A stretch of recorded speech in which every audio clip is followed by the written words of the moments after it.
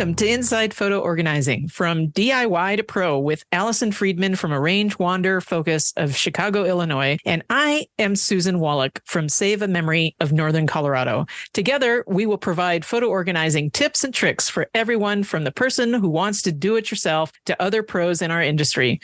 We'll discuss current software and hardware news about photo and digital asset management. We will be answering your questions, and we hope that as you learn more, you can complete your own photo organizing project and feel more confident to finally know, hey, I can find that special photo that I've been looking for. Good morning, Allison. Good morning, Susan. How are you? I'm awesome. I just am lit up after this Rootstech conference. We had some fun there, didn't we? It was very long. I was tired when I got home. It was, 3 days? So Rootstech, for our listeners, is the largest genealogy conference in the world. It was held for 3 days, I think it was, at the end of February, and was just filled with informative talks and a huge show floor of vendors and just an incredible range of both topics and products that we were able to look at. Yeah, this was my first time. I had participated virtually in the Rootstech conference because you can go in person and they also offer sessions virtually. And I was blown away. I've been to so many different conferences, and this is at a scale that I've never been to. I've never been to CES, but it's not that large. But it certainly, in its heyday before COVID, I was told had tens of thousands of people in attendance. Now, what the numbers were this time, I'm not sure, but there was definitely, I'd say, 2,000 to 3,000, or maybe even 5,000 people. It's hard for me to judge, but as you said, the amount of companies and exhibitors and different booths in the exhibit hall, you just walk and turn a corner, and there's just more and more. And the sessions were, when I was looking at my choices to pick for every breakout, I couldn't pick just one. So I had 2 to 3 every day that I was struggling to figure out which one I was going to go to, because there were so many great topics. There were a lot, and it was held at the Salt Palace Convention Center in Salt Lake City, and that place is huge. And there were a couple times where I had to stop and ask one of the numerous volunteers, how on earth do you get to this particular room? Because it was so big. I don't even think I saw all of the exhibitors on the floor. And it was so big that on the floor where the exhibitors were, there was a pickleball court spot. There was a basketball court. I don't know if you saw that. It was pretty funny. And I think some of that was because the last day was family day, so there were a lot of kids there, but just massive. And it was so fun. And for me, it was extra fun, I think, because I lived in Salt Lake City for 7 years. So I was also able to not only enjoy the conference, but hook up with some friends that I had not seen in a while. And I love Salt Lake. It was one of my favorite places to live. So it was a blast, and it was busy and it was tiring. I was there initially because Milo asked me to speak in their booth, but then when I started looking at all of the sessions, there was so much to do. I think I told you when we were there, because you were going to get some lunch, and I realized by dinner that at least 2 of those days, I didn't eat a single thing until dinner, because we were just moving around and busy and doing stuff.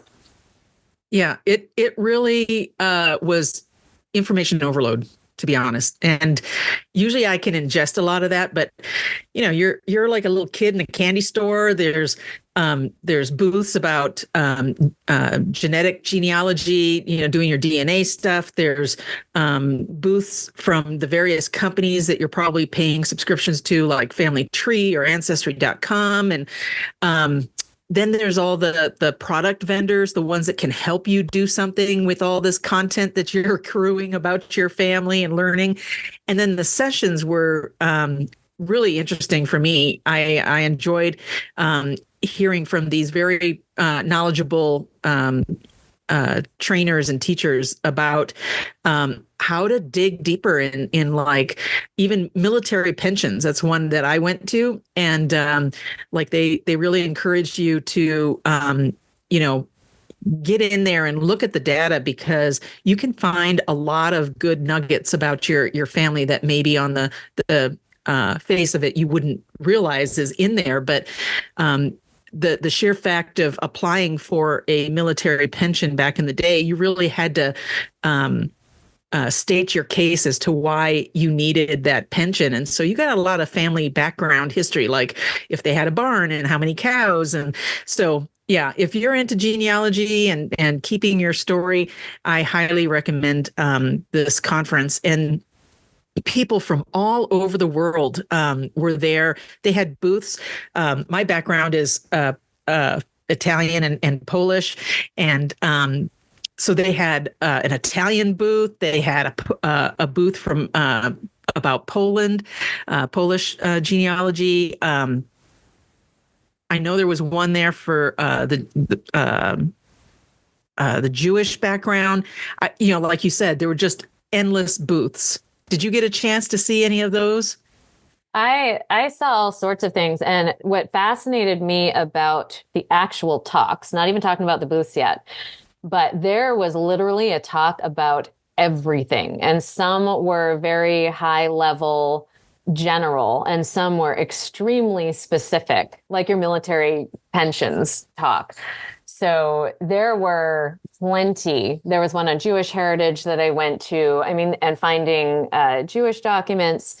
There were so many. It was just when I went to make my schedule, it was the same, as there was always something that I wanted to see. I didn't hit all the ones I wanted to hit, but really interesting. And I will add for our listeners, I believe that some, not all, are still available online. So in the show notes, we'll drop a link to Rootstech.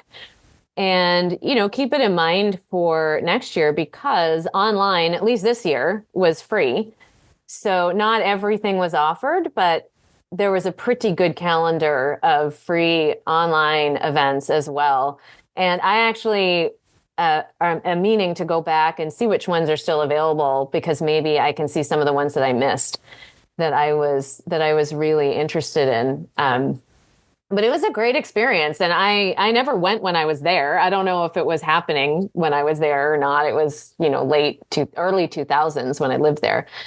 But it was a great, great experience all the way around, except maybe for the flight home, which is extraordinarily bumpy in like 70-mile-an-hour winds. But other than that, it was a great experience. And Susan, I loved your idea of bringing your little mics. Susan, of course, being the tech geek that she is, has these really cool little mics that we walked around the floor and the halls and got some people to talk to us. So, and that's what we have today for you, are these little snippets from a variety of speakers and vendors. Some we sort of sought out, some were just kind of there. So we did it. We didn't have a lot of a plan in place. If we do this again next time, maybe we will, but it was really fun. And then the very last interview was just Susan, because I had to catch a flight, but I was really glad that you managed to get that last one in, because I think we have a nice variety of people to listen to. It was really a lot of fun. And if you listen, you can kind of hear the roar of the crowd behind us, depending on where we are. So you can kind of get a feel of how loud and noisy the floor was. But yeah, just catching people and hearing their stories. So it was, I'm really glad you like to play along with my ideas. I am up for anything. Just like this podcast. I'm not sure we ever talked about this. Maybe we did on our very first episode, but this podcast came about because Susan just reached out to me one day and said, "Hey, how would you like to do a podcast?" I think it was by text. And I said, "Sure, why not?" And I think we started in like less than a month after that. We did it pretty quick and just figured, you know what? We are always out to try new things. And I'm always up for that. So this episode is a brand new format for us. And if you like it, please let us know by sending us an email or via our link on our website, or dropping a note on Facebook or Instagram, comment on the episode and let us know if you liked it. Or if you hated it, you know what? If you want us to go back to and do just the regular interviews, we can do that too. So it's good to know what our listeners want. And the other thing is that if there's anyone that we've talked to or any business that's being talked about that you'd like to hear more from, perhaps we could bring them back for their own episode. Yeah, that's a great idea. Well, with that, we do have a listener question, so you want to hang on to the end and have a listen to that. It's a question coming from Florida about preserving scrapbooks and getting those digitized. So here we go. Let's play the interviews. We are here now with Kathy Nelson. So if you are a dedicated listener, you will know that we talked to her on our very first episode. She is the CEO of the Photo Managers. Kathy, so happy to see you here at Rootstech. I know, it's wonderful to be here, and congratulations on the success of your podcast. It's been going great. Glad to be the first person. Yeah, thank you. We're super excited too. So tell us a little bit about your experience here at Rootstech. Oh my goodness, Rootstech is an amazing experience. This is my probably fourth or fifth time coming over the years, and every time I walk in, I'm just amazed at the energy and just how big it is. Like from where I live in Connecticut, I know people care a lot about genealogy and maybe do some of that work, but when you come into a conference center where there's thousands and thousands of people who are passionate about learning their family stories, and then you interact with all the different companies and technology that's available to you, it's just fascinating. Is there anything that surprised you here since you've been here before? Anything new or different this year? Technology keeps advancing, and especially now with AI and voice recognition, the ability now, we used to just wish that there would be a way that you could talk about a photo and capture that voice to text, or that you could capture or could hear your voice later. We never imagined, probably even 5 years ago, that technology would be almost available in almost every product here. And seamless. Right, it's easy, yeah. I just was talking to a woman who's 80, and she said to me, I said, well, if you do it, go meet this company. And I said, well, you can tell the story, because she was worrying about, she has tremors, and she was worried about how she would type all the metadata in. I said, well, you could actually, she's like, oh, you mean voice to text? So she's 80 and she knew what voice to text was. So it's definitely a different world than it was. But people are catching on. And as long as you're open to learning, which I constantly tell and remind people, now there's software to be able to do so many cool things, like that other product, you can, take photos and it crops it for you and all kinds of things. We've learned so many different products, and that's why Allison and I and you are here, and many other photo managers, to investigate what's new in this front, not only for genealogy, but for in our business right. and line of work. Yeah, I mean, that's a big part why I come too, because it's how I stay up to, my goal is to stay up to date on what's new in technology, so that you all don't have to worry about what's new in technology, and our members as well. Because as a consumer, though, it's overwhelming, and how do you know which company that you should, I was just doing a talk here, and I did kind of say at some point you have to pick something and stick with it. It's easy to want to chase after every new shiny object sometimes, and that can really create more chaos for you, including myself. I have to follow my own advice sometimes. So, but people care. It reminds me though that we're so much more alike than we're different, right? Everybody here has a story. Everybody here came from somewhere. There's the DNA angels that I just talked to their booth, where to help people find connections that they can't find. People want to know, we want to know where we came from and where we're going. And that's just a human need. Yeah, there's a lot of those stories being told here at Rootstech. One of the things you said too was, looking at all the technology and stuff that's here. I have loved going around to all of the different booths and seeing all the things that people are creating. Some are great, some are less great.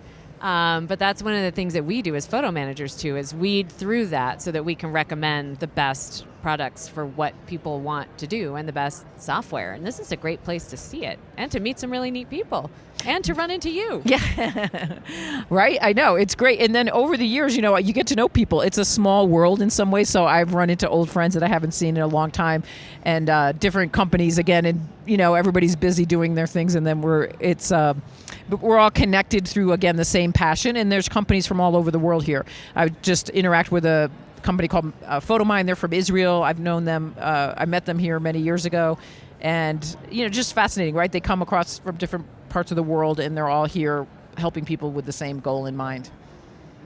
Yeah, I'm amazed too at you mentioned you were talking to a woman who is 80, and we are seeing people of all ages here, from, young families that come in. In fact, I saw a basketball court here and a pickleball court. Oh, really? A kids. pickleball court? Yep, oh, that's fun. Court. But we also see, the people who are older, the people who are, and they're still, they have the same issues that we do. They want to figure out their photos, so we find the best ways for them to do it. There's a real mix. Yeah, and a lot of them are trying to figure out how do they pass those photos and those stories down to the next generation, and they worry they're not interested. And I always tell them, look, they may not be interested now. They're not interested in every photo you ever took. I can guarantee you of that. But they do want a curated collection. And so by the time they have a family of their own, or they're maybe more in their 40s, or their family members are passing away, suddenly those stories become really relevant.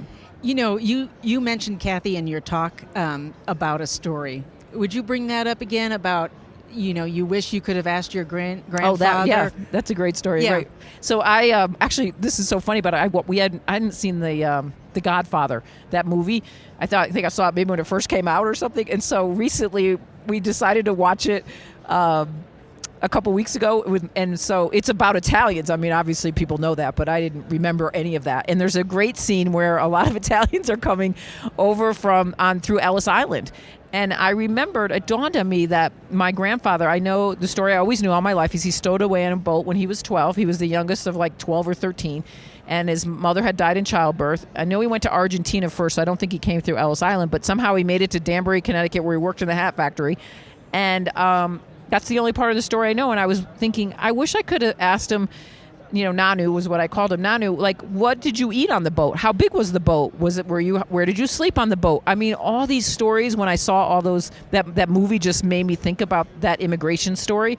And I can't ask any of those questions. And I didn't think to ask him when I was in my 20s or my 30s, right? But now I would love, love, love to know that story from him.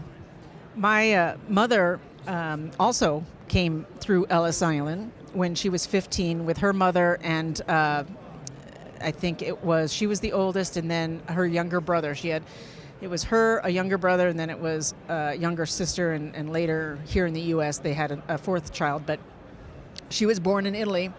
And my grandfather was Italian, but came to the United States to fight in World War I for America. And they gave him citizenship after that. And so he called his family and said, I'm staying. You got to figure out a way to get here, basically. And that's how my mom came. And so I was able to find the record through, genealogy and research, what ship she was on. And, but she didn't remember much. Right. I bet you, and there's a booth here, an Italian booth. I don't know if you saw that. I did not. Yeah, so what's interesting is there's lots of different countries here, and so the booth from Italy is. I need to go talk to them again. But when I set up my family tree here for the first time, I hadn't been logged in. I knew that they had changed the spelling, and my grandfather had changed the spelling of their name. And sure enough, somebody has done the research already, and the correct spelling. And my grandfather's actually in the records that he came when he was 15. Now, I know he came when he was 13, but I bet you he might have spent 2 years in South America for all I know. But I learned that here today. So it's fascinating because everybody here, it's like the whole idea of genealogy, those of you listening probably know this, but the idea that these records are kind of group sourced is really fascinating to me, that there's other people who are taking the time. As passionate as you are or I am. If we're sharing Ellis Island stories, I'll add one because all of my family came through Ellis Island. But I was there, I don't know, I was in my 20s with my dad and, my parents. And we went through Ellis Island and we were walking through one of the back rooms where they had photographs And we're walking through, and my dad stopped still. On the wall was a big picture of my grandfather's company that he started. Oh, it my was on the wall in Ellis Island, the Hub Thread Company in Brookline. Huh. We had no idea it was there. You didn't know, yeah. We had no idea. Yeah, But so it was it's amazing. a beautiful. I think we all need. We're wired for connection. I always say that we know as human beings we want to be connected, and this is a way to be connected, right, to the past, and even not that we all have great pasts. I mean, there is. My grandfather was a very didn't have a lot of emotion. Probably wouldn't have told me many. He probably wouldn't have known the feelings he had, but because he just probably did not have any feelings thinking about what his early life was like. But at the same time, it's just, but we're wired to connect, and that's why we're here and what we're looking for and things like that. Kathy, thank you so much for taking a few minutes out of your day. We'll let you get back to it. There's lots to see here. Thank you so much. And we'll talk soon. Okay, take care, everybody. Bye-bye. So we're standing here now right in front of the expo hall, and we have found Haley, who gave an amazing presentation yesterday. Haley, can you tell us a little bit about yourself and what you were talking about? Thank you. Yesterday was great. I was talking about a little bit about my family history and how my family fled the Iranian Revolution in 1979. And I wanted to give a little bit of context as to what led to that revolution without getting political about it. So I sort of mixed in a little bit of history with my own family photos about what was happening at the time that those photos were taken. You guys know, as photo organizers, we organize everything chronologically, and once we scan them, we can find those old photos easily in the years that we're looking for them. So that really helped me to be able to put together my presentation and be able to present the history of my own family alongside the history of what was happening in Iran. It was so interesting. Can you tell me, first of all, your last name, because I didn't give that, and your company name, and the name of your presentation, because yours was recorded, or at least something to let people find it who have registered for Rootstech and are watching the recordings so that they can find you. Yeah, my name is Haley Shawa, and I am the CEO and founder of Picturely with an I and no E. Go ahead and spell your name. HALEHSHOA. Where are you based out of? I am based out of Los Angeles. Okay. Our studio is in Playa Vista, very close to the beach. So the weather is always beautiful and temperate where we are. Is this your first Rootstech? No, this is my second Rootstech. The first time I came to Rootstech was February of 2020, and it was packed here. And, it was right when everyone was talking about what was happening in China, and no one was really wearing a mask here. And I kept telling Kathy Nelson, the founder of the Photo Managers, if our conference was going to be happening. And she's like, absolutely. And of course, literally 3 weeks after that point was a complete lockdown in the whole country. Yeah, and you were probably a super spreader event, actually. Probably was. Luckily, I did not get it, but I ended up getting it probably in April because I was sick and I didn't know what was going on with me. Yeah. So I really enjoyed your presentation personally, just getting to know you. Thank you. And being here in person, I love your energy and everything. And your story was heartbreaking, but very informative. And I just can't imagine leaving a country after you've lived there all your life with one bag. When I left Maui, I had lived there for 12. I had 35 boxes that I shipped to my brother in Texas. Yeah, absolutely. So those kind of things, I think I got to give you kudos, respect for starting from scratch somewhere brand new where you barely knew the language, maybe even. It's really kudos to my parents. I mean, at the time I was 8.5, 9 years old. And I remember, this is something I didn't talk about in the presentation. I remember walking in on my parents, and my parents were sewing stacks of $100 bills because all the banks were closed into the luggage. They were sewing it into the luggage, and I walked in, and I was a little bit of a tattletale as a child. It's a good thing that things have changed a little bit. And my parents looked at me and said, if you tell anyone that we're doing this, they're going to hang us like they are other people in the street that you've seen. Yikes. And I just remember that chill, that cold that just took over me, like it just a ghost had just, gone through my body. And I thought, okay, this is serious stuff. And another memory that I did not talk about, because I didn't want to go down the trauma path, but was, I was eating my lunch on our balcony. We lived on the third floor on a condominium. And I went in, and as soon as I went in, it was blown up by a bomb. And it was like seconds away. So I know this happened, but I really don't have a visual memory of it. I know it's probably somewhere kinetically in my person. But it's these kind of things that, gives you resilience, which is what I wanted to talk about yesterday, is that we've all had these experiences in life, and it all sort of... It's your story. It's our story, and it gives us resilience. And you got to capture that story before the people are gone. That's and you right. can't tell it anymore, or they don't know it anymore. That's right, yeah. Yeah.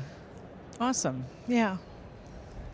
Well, great. Thank you so much for taking a few minutes. And we will put the name of your presentation and a link in our show notes, and Hale's contact information as well if you want to learn more Thank you. from her. And thank you so much. Thank you for having me. We have found Nat Robinson here at Rootstech. So Susan and I talk a lot on our show about getting all of your photos and videos and things into order and organized.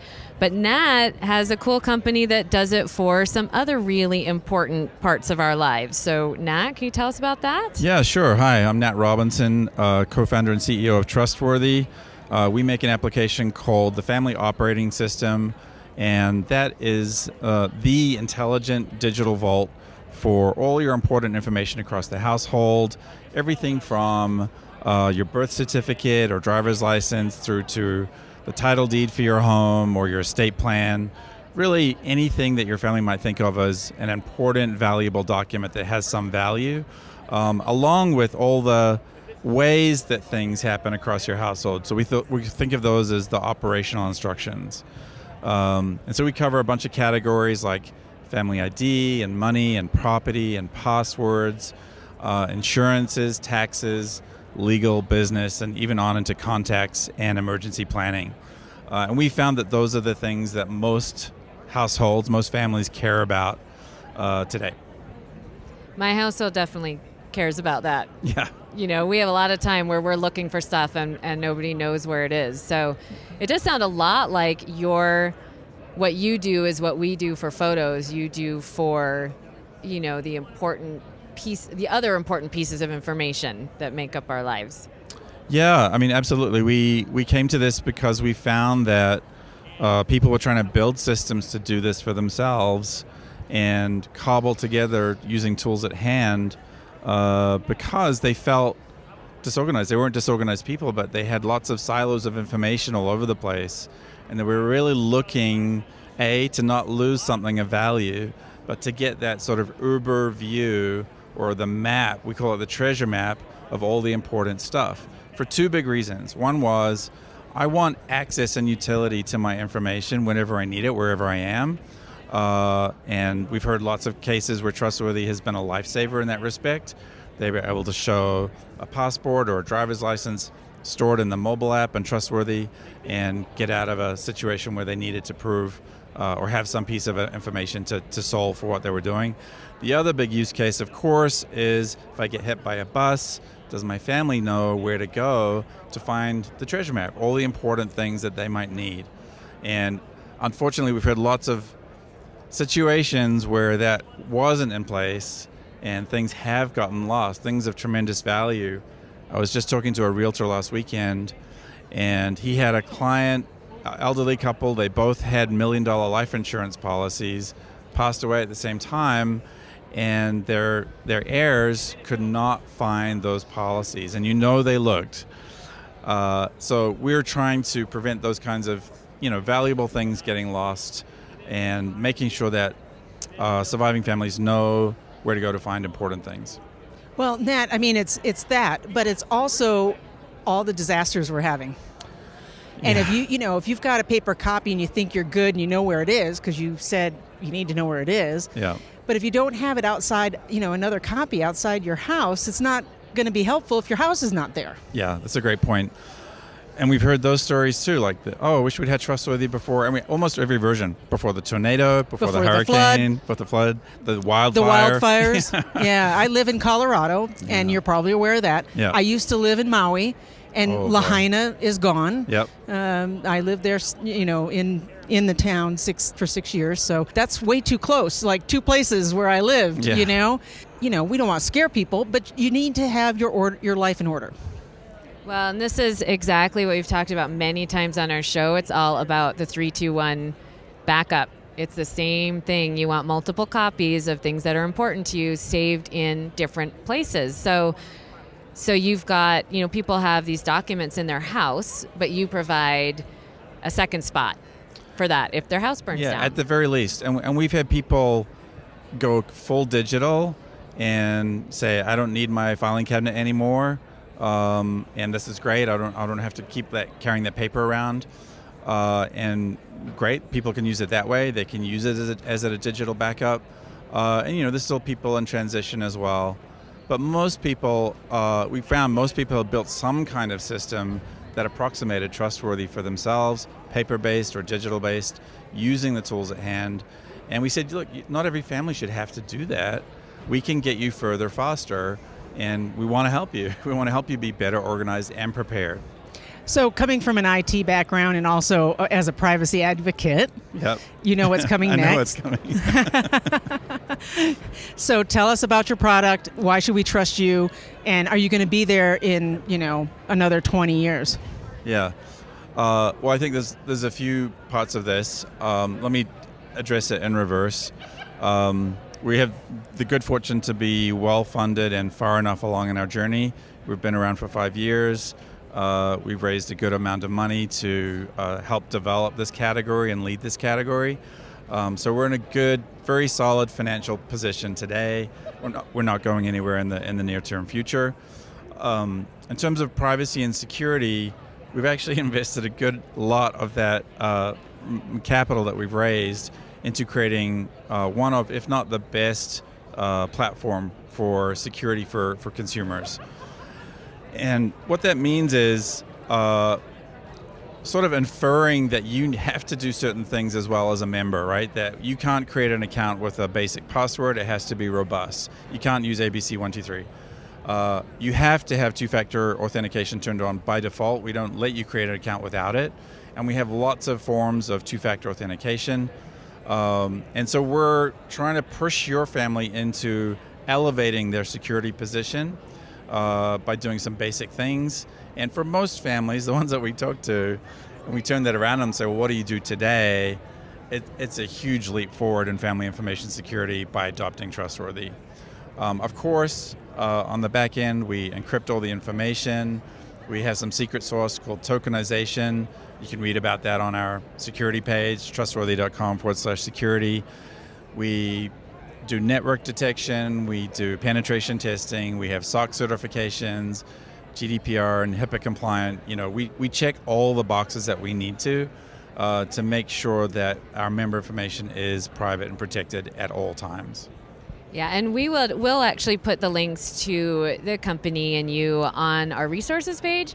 And I will absolutely suggest anybody that's interested and thinking about it, read the security page. Know what it is that you're doing so that you can feel comfortable with it all. This has been so great. Thank you so much for taking a couple minutes of your time here at Rootstech. My pleasure. Thanks, Allison. Thanks, Susan. All right.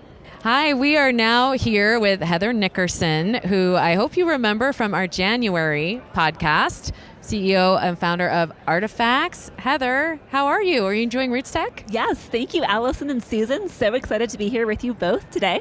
In real life? In real life, yes, and cannot wait for Photo Managers Conference in April in real life as well. But Rootstech has been a blast with all of our genealogy and family historian friends. All right, when we talked we're going to come back to that. We talked in January, because I don't want to forget to ask you this. You were just starting a really new research project, or you were involved in one. Can you give us an update? Sure, I'd love to. So we are working with the University of Massachusetts Chan Medical School to do a brain health study to see how artifacts and the art of artifacting can be used as an early screening tool for mild cognitive impairments and dementia. That's a mouthful. But we have some great news. We are just wrapping up the Institutional Review Board, the IRB, which is a really big step when doing a medical pilot study with human subjects involved. So we hope in the next month to begin recruiting live study participants to participate in the study. And we hope to have data coming out of the study usually by the end of June as our target. So we should know more later this summer how artifacts can help identify those early warning signs of mild cognitive impairments and dementia. That is literally the coolest thing ever. I mean, it's so important. It's amazing. We all know photos help with dementia and memory and all of that. And so I love that you are part of this study and people are taking all of these things that we all do very seriously now. We are really excited about this because right now, in order to be diagnosed with mild cognitive impairments or dementia, you go to the doctor. They typically have an interview process. What UMass does, they have a unique voice algorithm, AI-based algorithm to measure 14 different data points in your voice. But again, this requires going to the doctor and having that interview. Because artifacts, anyone, anywhere can artifact anything. And you can't cheat. You can't chat GPT your artifact. Only you know the story. Only you have the memory. So you have to recall that information. And when you record that audio file or that video with the audio, and you tell the story behind the artifact, that's going to be the key. Being able to work with UMass to analyze that audio data, and they'll give you a kind of a thumbs up, like, hey, it's okay, you're just forgetting where your car keys are today. You don't have to worry. Or, hey, you should go talk to your doctor because maybe you need additional testing. But being able to ensure that anyone, anywhere can have that accessibility is that for us is what makes us really excited, knowing that we could help so many families truly have access to such a groundbreaking technology. That is so cool. So we are actually standing right in front of your artifacts booth. Do you want to tell us you have anything new happening with artifacts you want to share? Sure. So we've got two new, features since we did the podcast in January. First is we unveiled artifacts timelines. So now when you make an artifact, if you include a date anywhere in the artifact, either a decade or a specific date when acquired by you or when you bought it yourself, it now populates into a timeline. So you can view your life history through the objects of your life. Fun fact, my timeline goes back to the 1800s thanks to items I've inherited from my great-great-grandparents. The other really fun thing we actually unveiled 2 days ago here at Rootstech are our new QR code stickers. So within artifacts, you could always print off a QR code to go with any of your objects. We now have pre-made stickers, which allow you, they come in a pack of 93. You can go sticker crazy and not worry about printing them off at home. You simply take a sticker, attach it to the object. We made sure that it is weather resistant and it's not going to damage. Don't put it on the front of your Picasso, but if you're putting it on the back of a picture frame or you're putting it on the back of a photo album or underneath a jewelry box, whatever it happens to be, but stick the sticker on, scan the QR code. You'll be prompted to either choose add to an existing artifact or add a new artifact. And then you go on your merry way making the artifact. But now it's super easy to connect the physical object with the digital artifact. So when I stopped by your booth earlier and I saw that, I was like, what? How does Artifact know that's a unique item? Mm-hmm. Like, it needs to know it's me, and then it needs to know like this unique identifier or something? Yes. So the beauty of how we built artifacts from the ground up, custom built, we have our patents now. That's another nice improvement. It's all, what we built is entirely custom made. So each QR code has not only a unique QR code tied back to your specific object, we've also included a serial number for every single object.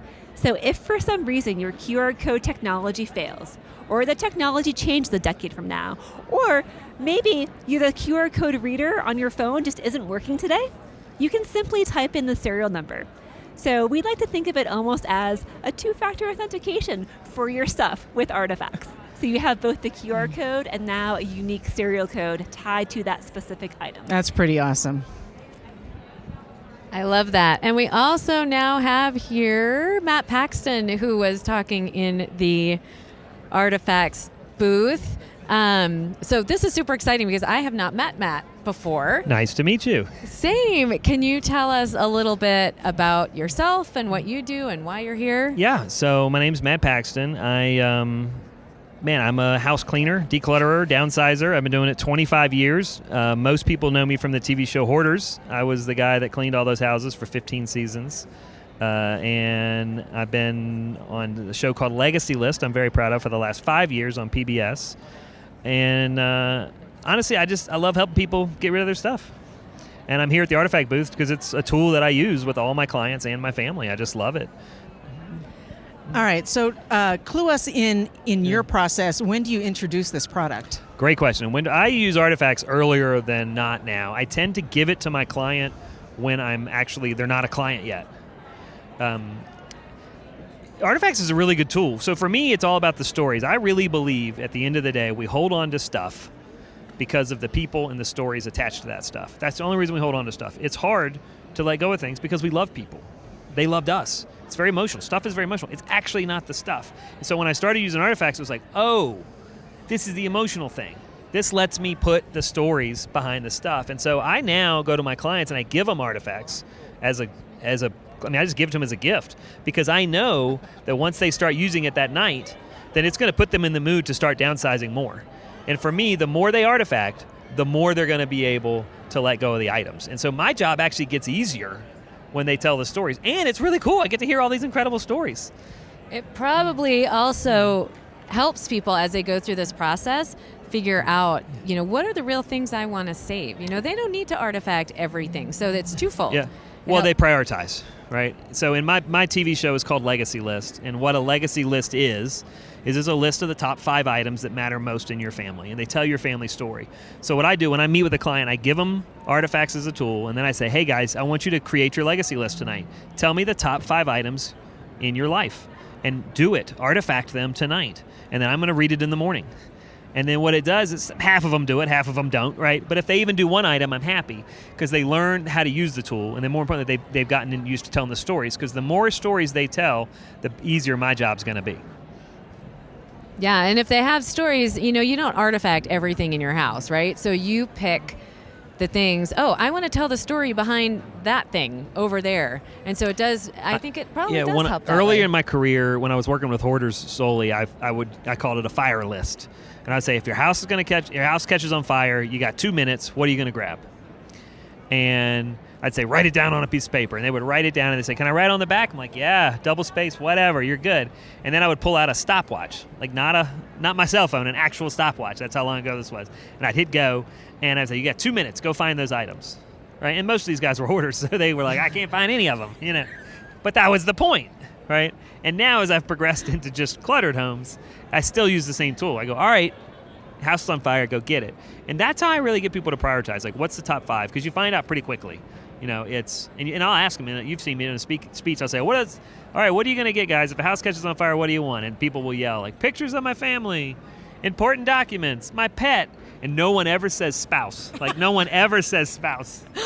And so I go, anybody want to get their partner? And then everybody starts laughing. And then they're like, oh, you're right. And then they're like, oh, you're right. That's all I need, actually, is my dog and my I was going to say, I bet the dogs and the cats come before the spouse. Every time. They never mention the spouse. And then everyone starts laughing. But at the end of the day, what can you take with you? It's not much. And what I love about Artifacts is it lets us have all those memories. Like, I'm a hardcore minimalist. I mean, we have nothing. I have 7 kids, and I have 2 pair of pants, right? I mean, I have 5 shirts, 2 pair of pants, 7 kids. And we actually can't survive in our house with 9 people. We can't survive if we have a lot of stuff. And so this has been good for me to let go of all the stories because I'm an emotional mess of a person because I love all the people that raised me and they all passed away. And so for me, I artifact because it lets me tell those stories for generations because all the kids that I have now never met anyone that raised me. And so I'm artifacting these items and these stories so that even when I'm gone, my kids have all these stories. I love the idea of the saving stories. That's a constant theme that we've talked about probably every month in our short podcast career. Because we do that with photos, because that's our focus, obviously, and that's what we help people do, right? Is get all that in order, get the stories with the photos, so that you've got them for future generations. So I have to shout out to the photo organizers listening. In my line of business, there's two things I don't organize: photos and paper. And we hire local photo organizers to do that, because I can't do it. I just don't have that skill. So That's thank you guys. awesome. So thank I you love guys. that. Yeah. I love that. Well, personally, I can say I'm available, and Allison is available in your local Chicago and Colorado areas. Perfect. That's so funny. And to bring, we're talking to all sorts of people today here at Rootstech, but that's so funny you just said that, because I don't know what order it'll show up in our podcast, but we were just talking to Nat at Trustworthy, who organizes documents. Oh, yeah. So we use Trustworthy. It's a great tool.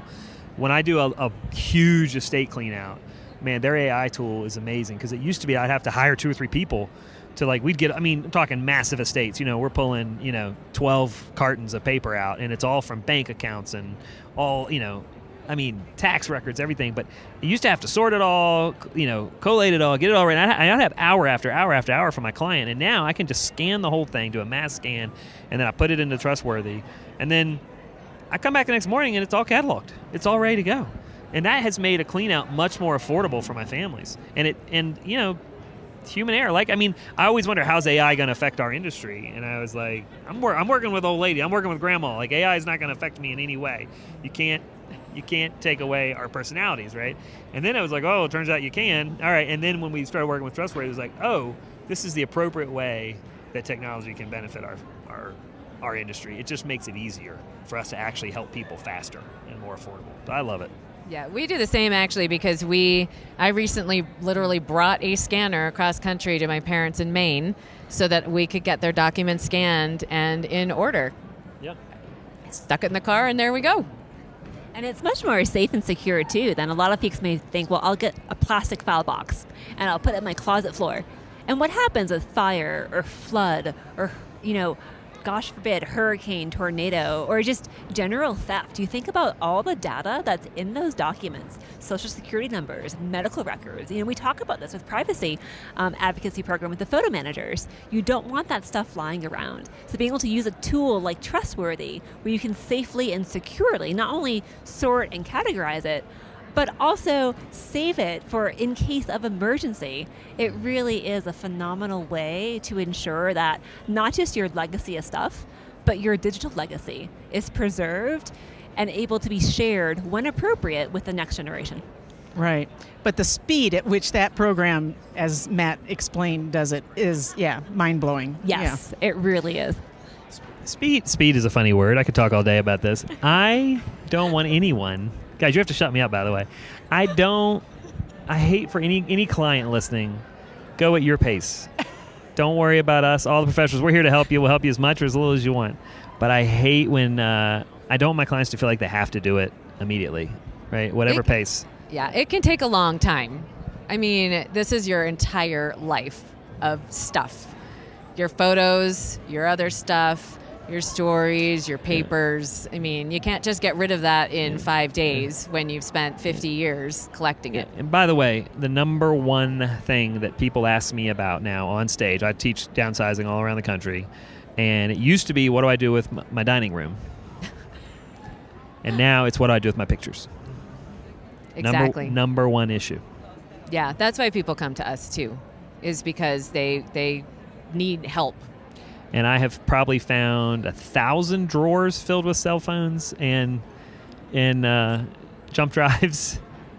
And it's like, oh, yeah, I'm calling a federal manager. We're not doing this. Oh, yeah, I actually have the little kit that has all those old cell phone chargers, because you find the cell phones and you don't find the power cord. Well, I find the power cord in everybody's house, and I find 300 of them. Well, then you need to come with me when I go visit these people. I feel a new business coming on, guys. I do too. We'll have to talk when we're done. Yeah, look, I tell you, every move manager out there, every professional organizer out there, you ought to be partnering with a local photo manager, because it's a tag team situation. And sometimes they need us more than they need you, and vice versa. But I cannot stress how important for any move manager right now, find yourself a good photo manager, and it'll make your job a lot easier. Yeah, there's a good synergy around all of us. So, Matt, and Heather, thank you so much. Thank you so much, Allison and Susan. And it was so nice to get a chance to meet you in person. Love your show. Thank you. So it's an honor to me to be able to be here with Allison and interview you a little bit and get to know why you love artifacts so much. Oh, I love it. I love it, and I love the stories, y'all. I love everybody, all the stuff we get to do. Obviously, I could talk all night about it, and I love it. So thank you guys for having us. Thank you. We are now here with AJ from Negative Supply. And we are going to ask him about all of this camera and equipment that he's got out on these tables. And AJ, can you tell us about your company and what you're doing here? Yes. So thanks so much for having me on. My name's AJ Holmes. I'm the CEO of a company called Negative Supply. And we design and manufacture film scanning equipment for every conventionally and commercially made format since 1899. But we focus most heavily on 35 millimeter negatives, 120 negatives, and then 35 millimeter mounted slides as well as sheet film. But we make copy stands, light sources, film carriers. We make it all. Everything's hand assembled in California and ships worldwide. We have talked a couple times on our show about camera scanning. And that's what this is, essentially taking your camera and taking a picture of that media, the slides or the negatives or the photos and all of that. Right. So that you can then use it instead of a flatbed. Oh, yeah. Yeah, so that's what your equipment does, right? To make it easier for us? Absolutely. Makes it a lot easier. Flatbed is a misnomer. Flatbeds don't hold your film flat. The software is also a pain to use, and flatbeds are terribly slow. So especially for folks that need to scan large volumes of film, lots of strips, boxes of slides, et cetera, you'll spend weeks or days behind a flatbed. Some people get faster at it, but the bottom line is, with a system like ours, you can scan 36 frames of 35 millimeter film in 3 or 4 minutes at high resolution. You can scan slides in 3 to 4 seconds apiece. There is no way you will ever rival the dynamic range, sharpness, or speed of our system with a flatbed. And how's your time been here at Rootstech? Has it been good? It's been unbelievable. It's been overwhelming, just to use a few buzzwords, but no, it's been great. Lots of interest in this workflow, in the product, in our company, and the people here are really inquisitive, very conversational, very warm. I've made a bunch of friends here, and I knew that would happen, but it's been more than I'd expected, so in a good way. So from a professional standpoint, we have some equipment that we're using, but you mentioned something to me that I was not aware of in all my IT background and even my photography background. You said the initials RC... CRI. CRI. See, I got it wrong. Yeah, well, you got the right letters.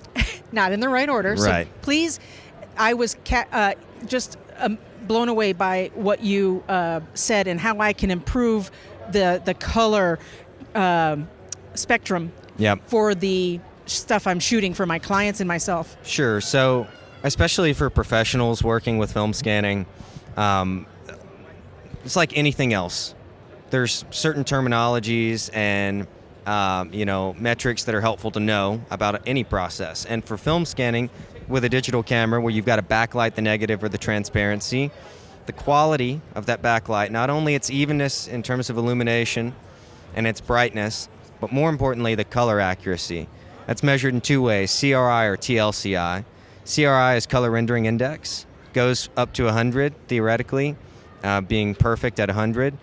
Our lights achieve 99.2 CRI, which is critical in particular for certain red color channels. Like if you're scanning Kodachrome slides, Velvia slides, Provia, older Agfachrome slides, etc., that have these sensitive red colors, the higher the CRI rating, the better. And what was the TLC? I'm sure that's not it. TLCI, I honestly can never really remember what that one stands for. What's the purpose of that? Or what? That one, it's kind of interchangeable with CRI. TLCI was the standard that would have been used more for like television and screen broadcasting of color accuracy, from my understanding. Okay. And what makes your product different than maybe some of the other things on the market? Well, the biggest differences are that, for one, our holders actually hold your film flat.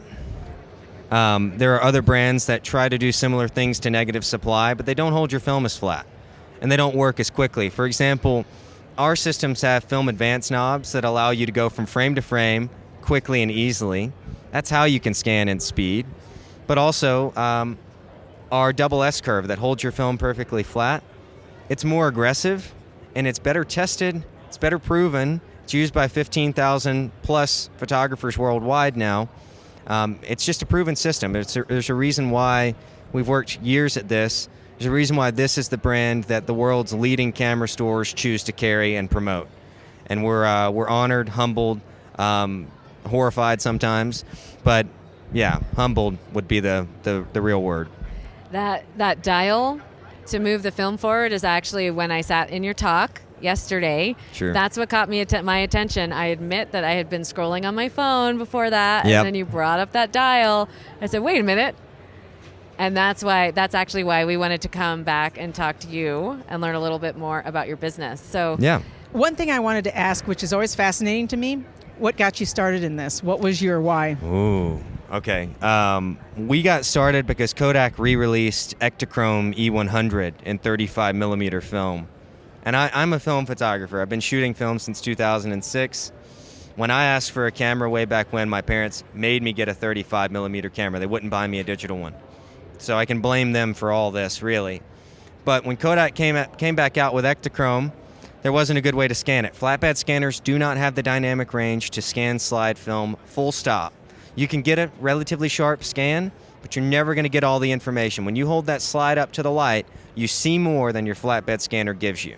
Every time. And that wasn't acceptable for me.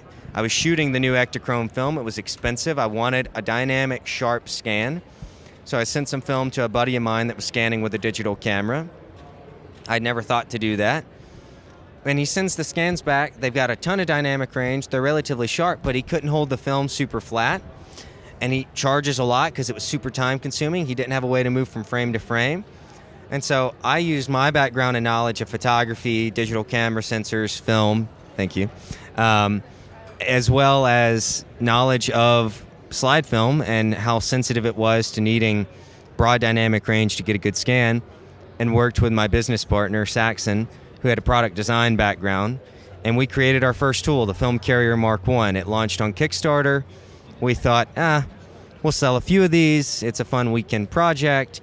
And now it is all-encompassing of every second of my life. We've got nearly 20 employees now. Our facility has grown by 10 times in the last 5 years. And, we're thrilled to be here. I love it. It's a great story. Thank you. Thank you so much for taking a few minutes of our time, and for the time you gave us earlier when we were asking you all the questions about your equipment. Yeah, happy to do it. A lot of people that listen to this podcast are colleagues and do a lot of camera scanning. So I think they'll find this really interesting. So Excellent. Thank you. Well, thank you, Allison, Susan. Hope to chat with you again sometime, and hopefully we might be seeing you later this spring as well. I hope so. We'll keep in touch. Take care. We are now here with JC with Mylio, which is a product that both Susan and I have used a lot. We have not yet had on our show, but JC, we'd love for you to tell us a little bit about yourself, a little bit about Mylio, a little bit about your experience here at Rootstech. Well, first, thank you for having me. My name is JC Figueroa. I'm the customer success lead at Mylio. That means I'm the person behind the scenes that's helping everybody learn the application and resolve any technical issues that they might have. And we're having a great time here at Rootstech. Our application has been very popular with this crowd because it really solves a very unique but complex problem that a lot of people have, which is how to organize your photos and keep them all in one place. A lot of us are drowning in photos, and Mylio gives you an easy way to aggregate all the photos into one library and then have that library synchronized across all of your devices so you always have access to it. But isn't that what the cloud services do anyway? How are you different? Well, the first part on how we're different is that we are not a cloud service. And that's because one of our tenets is that we protect your privacy. And a lot of people don't like cloud because they lose control of their photos. With Mylio, your photos are always in your control because you decide where they are stored. They can be stored in your devices, or if you do want the convenience of the cloud, you can add a cloud service as one of your devices in Mylio. However, keep in mind, cloud means you have to have access to the internet. So if I want to sit on a plane and work on my photos because I have a 6-hour flight, I cannot do that if my photos are on the cloud. I can do that if my photos are in Malio. So that's an interesting concept. And how does Milio accomplish that? So we accomplish that in a number of ways. One of the things that we do is that we help your devices find each other either in your home network or across the internet. Malio is two parts. It's the software. The software is the application that you install on your phone, on your tablet, or on your computer, and it runs on all 4 operating systems: Windows, Mac OS, iOS, and Android. You install the app, and the app itself has a lot of tools for organization. Organizing by date, by location, by people, doing face recognition. All of that is the app. But there's also the service. The service is what connects the devices to each other and helps them find each other across the internet. And it creates a secure peer-to-peer, meaning from one device to another without an intermediary network, that is secure. All of your data is encrypted end-to-end, so that even if somebody was trying to capture the stream of data, it would be unusable to them because it's encrypted. That's very different from the cloud, where if you want the photos on your phone to be on your computer, first they have to go up to a server, they get stored by that server. A lot of organizations or other people might have access to that server, and then they get downloaded back down to your device. So you're using bandwidth and data twice, to upload it and to download it. With Malio, your devices talk to each other most of the time in your home network because that's where you do most of your work. So what is your favorite feature? Oh, God, that's like asking me who my favorite child is. Oh, careful. Well, it really depends on what you're doing and what your interests are. I find here when we're at Rootstech, the face recognition feature is one of the favorites for people because for the Rootstech crowd, family heritage and finding special people in your photos is very important. So that feature is highly popular here. It's one of my favorite features. It's also one of the most addictive features in Malio because it's a lot of fun. Because the more you tell the application who somebody's face is, the more photos it finds of that person. So you start finding photos that you never knew you had. And if I may, I want to tell you a quick anecdote about face recognition. We have a pretty famous photographer that uses Malio. His name is Matthew Jordan Smith. He recently published a book on Aretha Franklin. He's been photographing Aretha Franklin his entire career for the last 40 years. And when she passed away, he decided he was going to pay tribute by publishing all the photos he had. Well, he used Malio, and he found hundreds of photos he didn't realize were part of his library because he had a 2 million photo library, so he couldn't have done it in any other way. So you mentioned something important to the people coming to Rootstech, and that's finding family. Mm-hmm. You recently updated Milio with a big update to allow people to publish to Family Search, isn't that right? Absolutely, not just to publish to Family Search, but to use their database as a source of information that you can add to your own photos. So we have a two-way connection with the Family Search database. You can take a contact in your Malio library, a person, and you can add the Family Search ID that is part of their family tree. And as long as that person is part of your family tree and their information is accessible to you, Malio will look at the data and it'll populate all the relationships that person has with other people in your library. So in my case, I'm there, my dad is there, my daughter is there, my siblings are there. So if I link my own contact to Family Search, Malio will say, okay, this person is his dad, this person is his sister, this person is his brother, so on and so forth. We can also post memories to Family Search. So you can select a special photo that you think other generations should have. You can load that photo up to Family Search along with all the metadata information that you might have added to that photo. You know, where the photo was taken, what was happening, why was this event important. And future generations can find that photo through the Family Search interface and data. What a great feature. So you've had fun here at Rootstech, though? People are liking the product? Have you met some interesting people here? Give us some insight. Did you come back? It's been really interesting. People don't believe that we can do what we can do. Because this is a problem that everybody has, and they find it so overwhelming, right? A lot of people find the idea of organizing their photos really overwhelming, and they keep procrastinating on it, and next thing they know, it's too late. Either they have lost photos, or they, important people that might have known something about that photo will pass away. So when we show them what they can do, and the fact that they can do it from any device, that they don't have to be tied in front of their computer to tag a person or to correct a date, they can do it at the dentist's office when they're waiting for their root canal. Get it? Rootstech, root canal. Anyway, love it. they can do all this work kind of on the go and break it down and make it much more enjoyable, because it becomes a discovery journey rather than another chore that you have to do. So, JC, recently the photo manager started partnering with Mylio. So, both Allison and I, as you know, are certified professional photo managers. Why is that advantageous to your customers? Well, I'm going to be completely transparent. This is not only advantageous to my customer, this is also advantageous to me, because Mylio is a very feature-rich application. And like many things that have a lot of capability, there's a learning curve to it. The most challenging thing about photo organization in general, but specifically to Mylio, is getting started.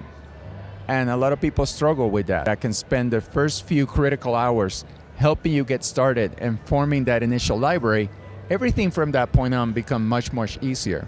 And when people are that successful, they're less likely to contact me with problems because they got set up the correct way. So to me, is a double win. The customer wins, which is really what we all want. We want a person to really find their photos and protect that heritage. That is the reason why I work for Mylio Photos.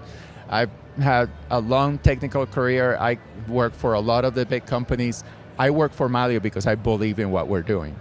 And for some people, starting that journey is a little bit of a challenge. So having an expert hand that can give you a workflow, that can create a roadmap, if you will, on how you should tackle this task, it makes all the difference in the world. So I highly recommend that anyone out there that is not a techie but wants to use Mylio, engage the services of a professional photo manager.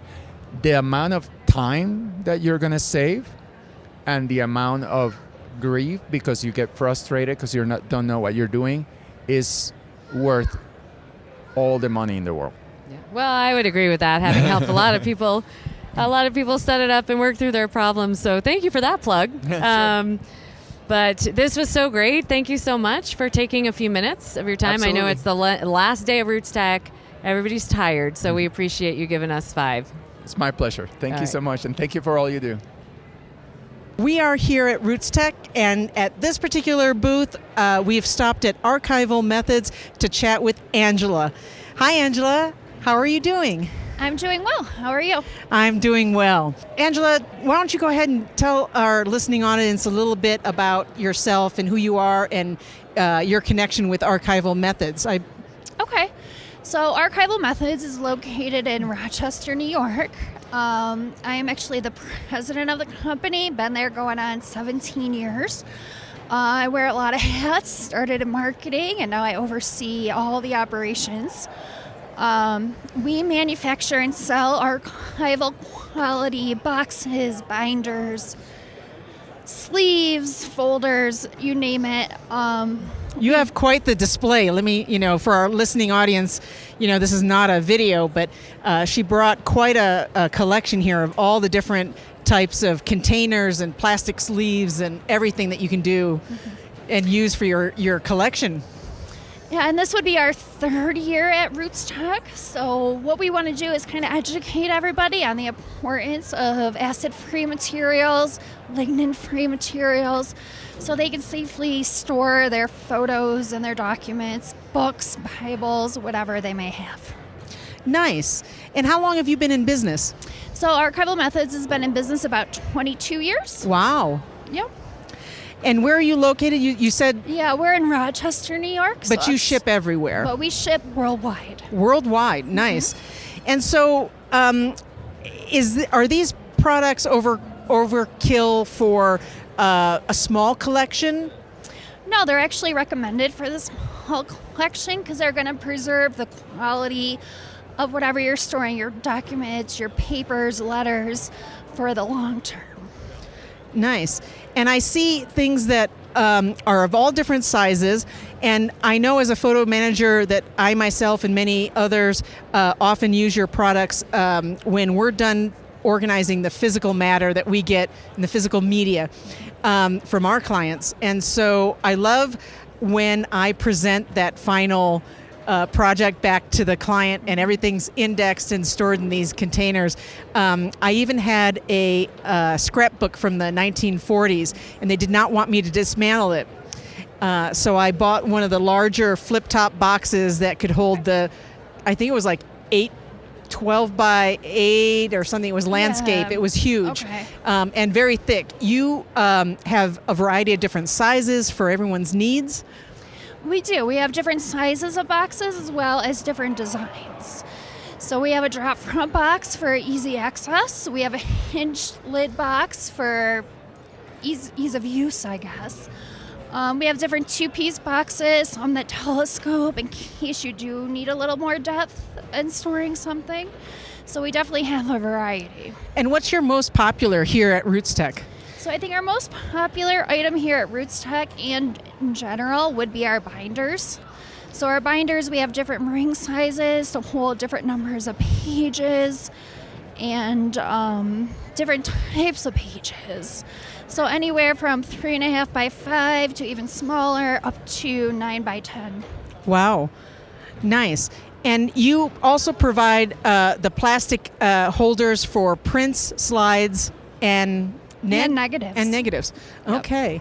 Any other things that you would like to share about this event, or what you can tell us for our in regards to what you offer and your specialties? Yeah, I think Rootstech has been very beneficial, getting to meet new customers, potential customers, and customers that we've been doing business with for years. So it's a great way to engage with people and to educate them. And yeah, if you ever have any questions or concerns, you don't know what to do, or you're overwhelmed, just give us a call, send us an email, and we'll be happy to help. And do you also do custom sizes? We do offer custom sizes in our portfolio boxes as well as metal edge. There's usually a minimum quantity, but it doesn't hurt to ask. Okay, so if you're struggling to get something contained, yes, reach out. Just reach out. Awesome. Yep. Well, thank you, Angela, for your time today. This was lovely. All right. Well, thank you, Susan. It was good to see you. So I just loved how all of that rolled out. We didn't have much of a plan, you and I, when we got there, and we just kept running into, just interesting people. Some people we've previously interviewed, and some people were new to us, including their companies. And so I just really enjoyed it. It was fun. And everybody was happy to talk to us, which was fun. And we did not have a list of questions. If you've listened, which you have, because now we're at the end, then the questions were generally the same, but we didn't actually have questions. We didn't give them questions in advance. It was more just, we're here, you're here, tell us about yourself and tell us, what your company does, which was, right. It was fun, and it was off the cuff. And the one interview that I really wish that we had gotten was, I would have loved to have interviewed one of the volunteers at Rootstech, because they did a fantastic job. There were so many of them. You could not walk like 10 feet in that conference hall without seeing a very friendly volunteer. So I do wish that we had been able to do that. And maybe if we do this again next year, we'll add that to the top of we'll go in with more of a plan and have that at the top of our list. Yeah, that would be really fun. There were so many volunteers that it really did help with your trying to figure out locations. And they were like the traffic cops on the floor, basically trying to guide you where you need to go and tell you where the resources are. So, yeah, they were immensely helpful. That's a great idea. So I guess we're already planning our next trip. I guess so. And I said this at the beginning, but I just want to reiterate, if you listen to this and there is somebody that you want to hear more from, please let us know via email or Facebook or Instagram, because maybe we'll bring them back. And we want to do it. If listeners have an idea of something that they want to hear, then we want to address that. So as always, just let us know. Drop us an email or a comment somewhere.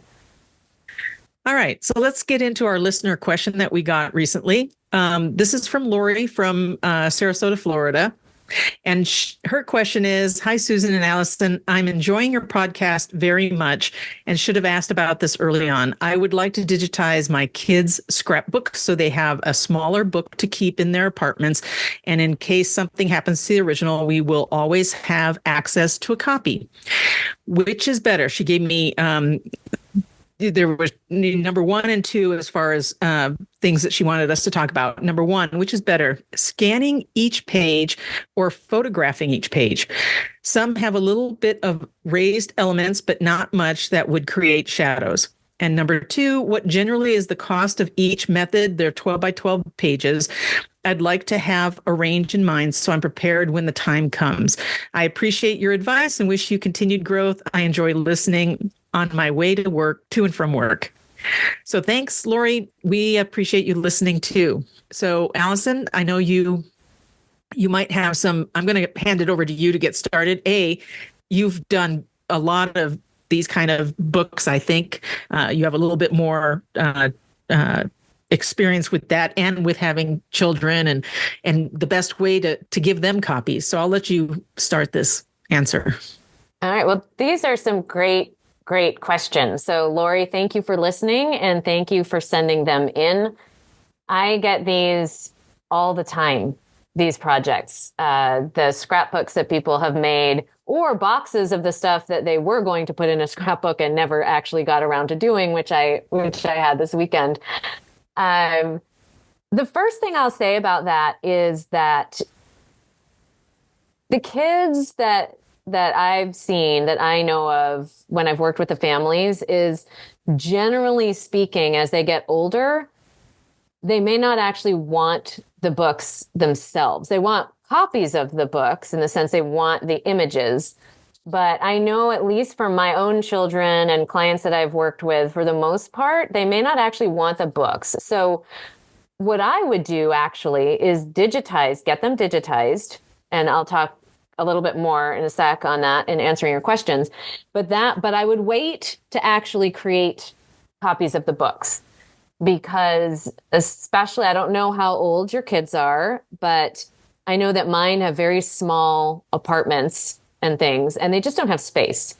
So I would say first, let's get them digitized and then hold on to the digital files, but wait to actually get the books printed. Then your first question was, which is better, scanning each page or photographing each page? And by that, I'm assuming that you mean maybe hiring out somebody to do the scanning, or if you have a scanner doing that, versus maybe using one of the numerous phone apps that you can use, or even just your iPhone camera. And I would say scanning all the way. You will get a much better quality of file for each of the pages. For one, it's very hard to hold a phone steady to get a full page without shadow, and that's not crooked. And two, the quality of the file is much better, especially since you want to print. You need to have a good resolution file. So scanning is better. Camera scanning would be best, especially if there are raised elements, because it will work better than putting them on a flatbed. And then the general cost, you asked, you said they're 12 by 12 pages, the general cost of each method. If you are having them scanned professionally, either camera or, if you send them out, find out what they're using. But from what I've seen, the general cost for 12 by 12 is probably somewhere between 75 cents a page and maybe $2 or $3 a page. It really depends on where you take it. If you send it into a place that does it in bulk, they tend to be cheaper. But the trade-off is they'll also tend to come back with file names that make no sense. They may not be as good quality, but that's a general range that I have seen. So that's my recommendation. Susan, what do you think? I would also agree. If what I usually tell people is if you're in a pinch, you're visiting some family and you want to capture something, then, having a good app for scanning or photographing on your phone, that's the way to go. But if you've got time to take them somewhere to get them professionally done, then scanning's the way to go. Definitely camera scanning. I recently had a client that had a very old scrapbook that his mother made. It started out in the late 30s, early 40s, and it had a lot of cards, birthday, baby announcements, birthdays, wedding announcements, things like that, you put 4 cards on a page, then you have to shoot the covers of each, and then you had to open up each card to get the contents. And so for one page, it's not just one scan. Since I don't know what your scrapbook looks like in particular, if there are things that need to be opened or laid out more flattened to capture, then whoever's doing this is going to have to take more than one image. And then to your point about maybe not printing the books right away, I kind of would disagree. I would get at least one for yourself that you keep in your house that the girls can enjoy. And then you can have those digital copies like Allison mentioned to give to them, that then later on, if they wanted to have their own copy of a book, or they could come to you wherever you printed them to print additional copies, at least they'll know what it looks like. Except they already have the book. Well, right? They have, yeah, but it's going to look different when it gets printed in another book, right? Right. But it's I would disagree. thinner. I would wait just because they, and this is why it's so great that you and I are together, because we don't always agree. So you get to hear both sides, but she's already got copies of the actual book. Yeah. So that's why, I mean, it doesn't really matter. Once you have the digital files, you can print it at any time. And those are, you've heard me talk about this before, but those are 12 by 12. They're square. You can print that wherever you want and in any size. So you can take that 12 by 12 and make an 8 by 8 for the kids, or a 10 by 10 or something. So the beauty of that is once you have the digital scans, that's the hard part, is getting that done. And to Susan's point about a lot of times there's cards or things that need to be opened on a page. If you have something like that, I would highly, highly, highly recommend finding a photo organizer that you trust that can do that for you, because I'm not sure how that's scanned if you send it in to a bulk service. I'm not sure what they do. With a photo organizer, you can tell them, this is what I want. And the photo organizer will probably, if they're worth anything, they will ask you, how would you like these cards handled? And the other thing is, and you didn't quite ask this, but a question that we get a lot is, should we scan the entire page or should we scan the individual elements of the page, the individual photos? And oftentimes I always ask my clients which they prefer. Some just want the full page, but a lot also want the individual photos scanned as well, because they may just want to share that particular photo with someone without scanning the whole page. So if there are, special photos on those pages, think about having a whole page scanned and having the individual photos from the pages scanned as well. And if you don't want to do all of them, don't do all of them. Just, pick and choose what you want. But you may want that later. Right. And you will always have the scanned image of the entire page, but when I scan somebody's scrapbook page, I shoot for the whole page, and then I drill down and bring the camera in closer to get those individual photos on the page, so that you're getting the highest quality capture at that time. Yeah. And I love that you're thinking about this. I actually recently went back and pulled out all of the photo albums that we had. So I've got some of sort of year in the life from when my kids were young, which I gave up doing by the time they were 5 or 6. I actually switched to videos at that time. But we have photo books for every trip we've ever taken. And I recently took the time to go back and digitize all of them so that I actually have in my photo library, I have a digital album of the scans of every single one of the pages from every single one of those books, so that when the time comes, if my kids want, I can share those with them. They're already done. Or if they want them printed, we could do that too. But it's really fun to open up. I have one folder in my library that has all of those books. And even just looking at the covers in a row, there's something really, really cool about that, because they represent your favorite photos, your favorite memories, because those are the ones that you took the time to put in your book. Oh, yeah. Yeah, there's nothing like reminiscing with going back through pages like that. All right. Well, this has been a fun episode as usual. And we hope that information, Lori, is helpful to you and for all of our other listeners as well. And we will put our show notes will be quite long for this episode. We'll put all the information for all of the people that we interviewed and how to find them or their companies in the show notes. And maybe we'll even put a picture of Susan and I together in the flesh, because we were together at Rootstech. So maybe we'll add that to the show notes as well. Yep, that was fun. Very good then. All right, Allison. That's we'll see a wrap. you next time. Yep, that's a wrap. We'll see you next time. That's it for our show today. Remember, you can find this episode on all of your favorite podcast apps. Be sure to click follow so you can stay up to date with the latest in photo organizing. We'll catch you next month.